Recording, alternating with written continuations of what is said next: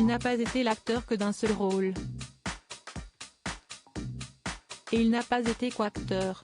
Gérard Klein a, certes, incarné pendant 12 ans le personnage de Victor Novak, dans la série de France 2 L'Instit.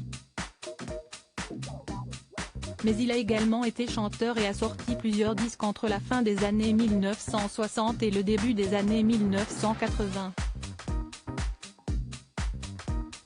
Un passé qui s'est rappelé à son bon souvenir dimanche 23 avril, alors qu'il était l'invité des enfants de la télé sur France 2.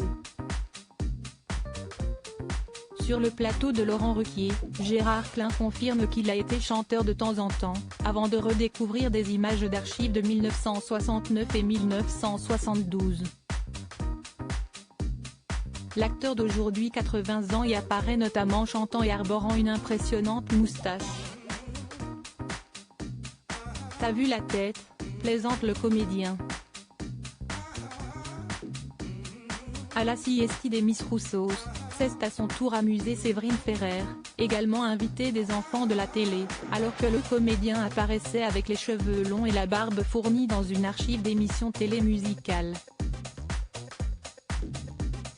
Gérard Klein, il a chanté avec Marie Laforêt.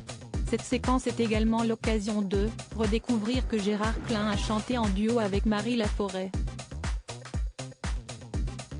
Les deux artistes ont enregistré ensemble Le Vin de l'été, une version francophone de Summer Wine, la chanson culte de Lee Hazlewood et Nancy Sinatra. Ce titre a également été remis au goût du jour en 2020, dans une version bilingue, par la chanteuse Clara Luciani et le chanteur du groupe France Ferdinand, Alex Kapranos. Gérard Klein n'avait plus sorti de chansons depuis 1983. Cette année-là, il interprète la bande originale du film de Bertrand Van Effanter, Le Bâtard, dans lequel il joue également. Aujourd'hui à la retraite, Gérard Klein n'est plus apparu au cinéma depuis 2010 et dans un rôle à la télévision depuis 2016. Mais, à 80 ans, l'acteur et chanteur n'est pas inactif pour autant. Il a récemment publié Gérard rêve encore, un livre écrit pour sa petite fille et dans lequel il y raconte ses souvenirs.